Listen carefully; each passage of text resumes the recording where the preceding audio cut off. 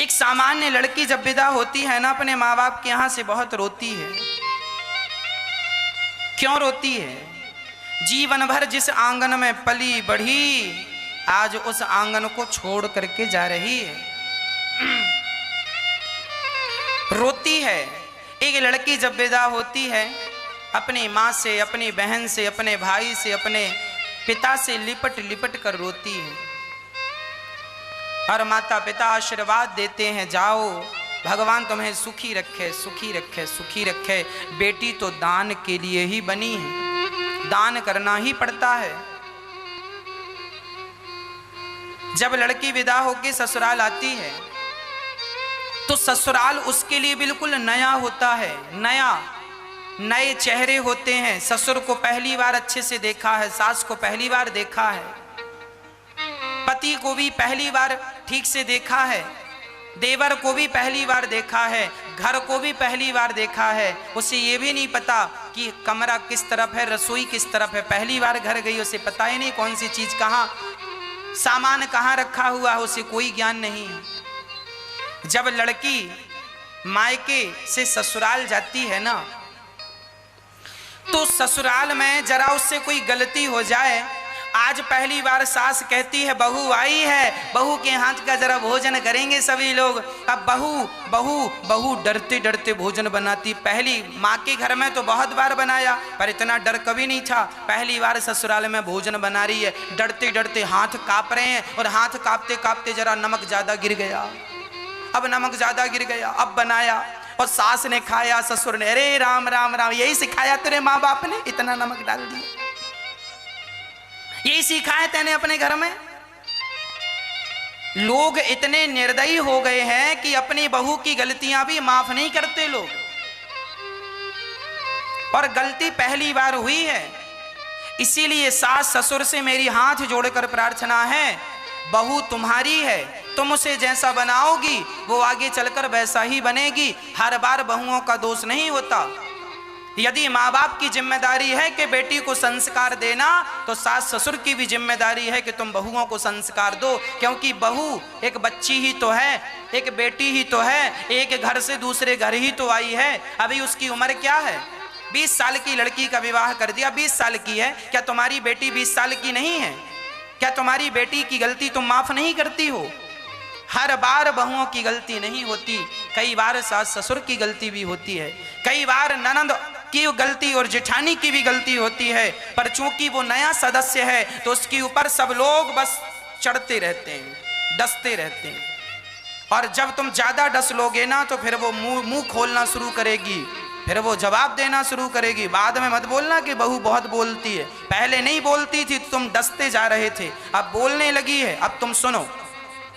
तुमने मजबूर किया है उसको बोलने के लिए। रिश्ते ऐसे नहीं चलते कि केवल हम सहते जाएं। अरे गलती सबसे होती है, बहू से गलती हुई है, ऐसे नहीं करते। आप एक काम करना, एक तुलसी का पौधा उठाना और उखाड़ के दूसरी जगह पे लगाना। जब एक तुलसी का पौधा दूसरी जगह पे उखाड़ कर लगाओगे ना तो 4-5 दिन तक तो तुलसी के पौधे के पत्ते भी मुरझाए होते हैं। वहां का वातावरण एक्सेप्ट करने में तुलसी को भी 4-5 दिन का समय लगता है, हाँ या ना? फिर तो वो लड़की संपूर्ण घर छोड़ के आई है और तुम थोड़ी सी गलती, नमक ज्यादा हो गया, कम हो गया, उसमें तुम ताने मारे बिना नहीं रह रहे हो। अरे गलती है, डर रही है।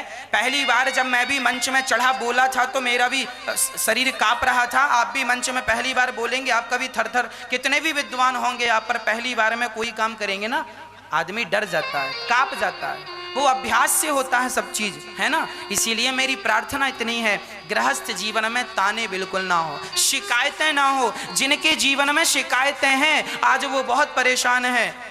बहू से शिकायत है, सास से शिकायत है, ससुर से शिकायत है, पति से शिकायत है, पत्नी से शिकायत है। अरे क्यों शिकायत भरा जीवन जी रहे हो? हमें किसी से कोई शिकायत नहीं होनी चाहिए, ना पत्नी से शिकायत, ना पति से, ना सास से, ना ससुर से, कोई शिकायत नहीं, सब अच्छा। शिकायत ना हो, शिकायत भरी जिंदगी समाप्त कर दो। यही, इसी में हम सबकी भलाई और हम सबका कल्याण है। कोई शिकायत ना हो, किसी से कोई शिकायत। सिया जी विदा हुई, रोने लगी। कहते हैं ना, जिसके पाँव में विमाई फटी ही नहीं वो पीर पराई क्या जाने, और जिसने बेटी को जन्म दिया ही नहीं वो बेटी की विदाई क्या जाने।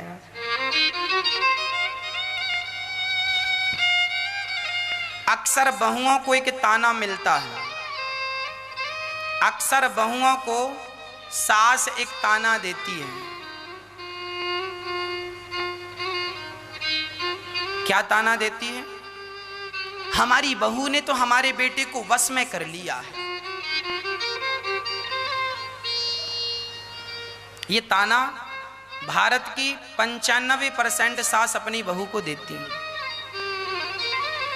पड़ोसन से बताती समय क्या बोलती? हमारी बहुओं ने तो हमारे बच्चों को बस में कर लिया, हमारा बेटा ऐसा नहीं था, जब से विवाह होके बहू आई क्या मंत्र दिया, बहू ने बस में कर लिया। मैया, हर बार बहुओं की ही गलती नहीं होती। आप अपने बेटे से भी तो कहा करो कि उसकी गलतियां वो सुधारे, बहू की गलतियां वो सुधारे, और आप अपनी गलतियां भी सुधारो, तब घर जाकर स्वर्ग होता है। बुरा जो देखन मैं चला बुरा न मिलिया कोई, हम दूसरों को जीवन भर कहते रहे तुम बुरे हो तुम बुरे हो, पर कभी अपनी तरफ झांक कर नहीं देखा कि हम कितने बुरे हैं। कभी अपनी कमी देख ली होती तो कब का तुम्हारा घर स्वर्ग बन गया होता।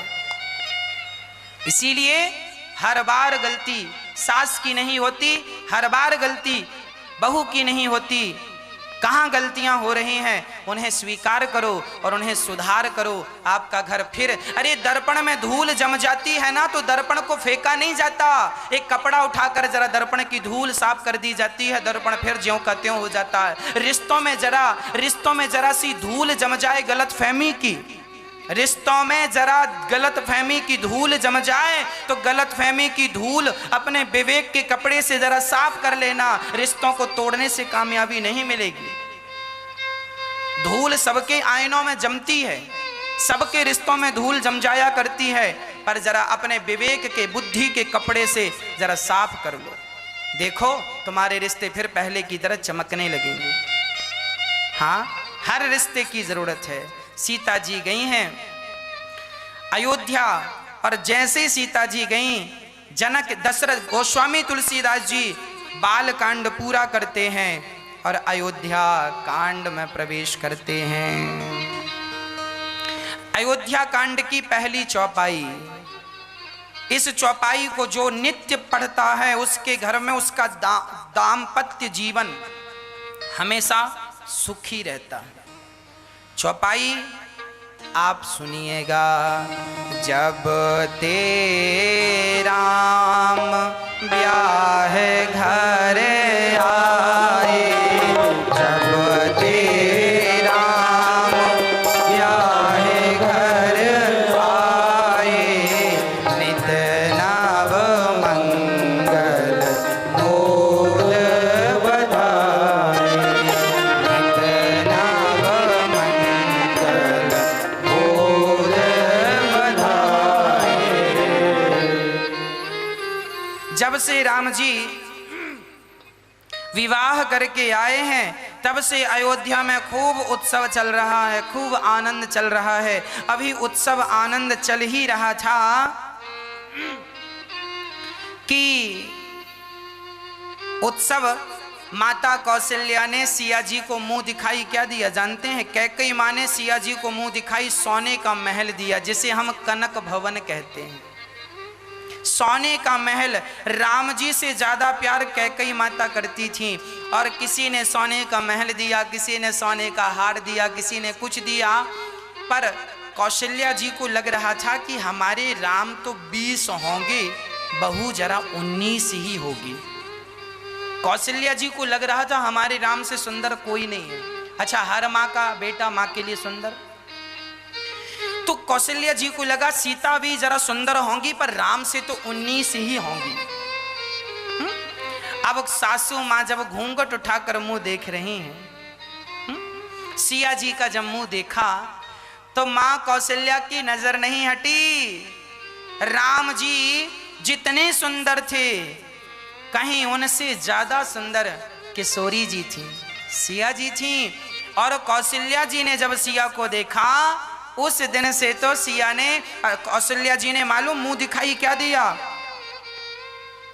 कौशल्या जी अपने राम को किसी को ज्यादा देर तक देखने नहीं देती थी। कोई ज्यादा देर तक देख, जैसे बिहारी जी के मंदिर में पर्दा बंद हो जाता है ना, ऐसे कौशल्या जी पर्दा लिए खड़ा रहा करती थी। जब कोई आता हो ज्यादा देर देखे ना तो पर्दा है, नजर लगाएगा क्या, ये छोरी नजर लगाएगी क्या लाला को, तो पर्दा डाल देती थी कौशल्या माँ। और अब कौशल्या जी ने कहा कि आज तक मैंने राम को, अर्थात आज तक मैंने किसी व्यक्ति को भर नजर राम को देखने नहीं दिया। सिया, मैं तुम्हें मुंह दिखाई में ये अधिकार दे रही हूं कि तुम मेरे राम को नजर उठाकर, नजर भर कर, जी भर कर देख सकती हो। ये अधिकार मैं तुम्हें प्रदान कर रही हूं।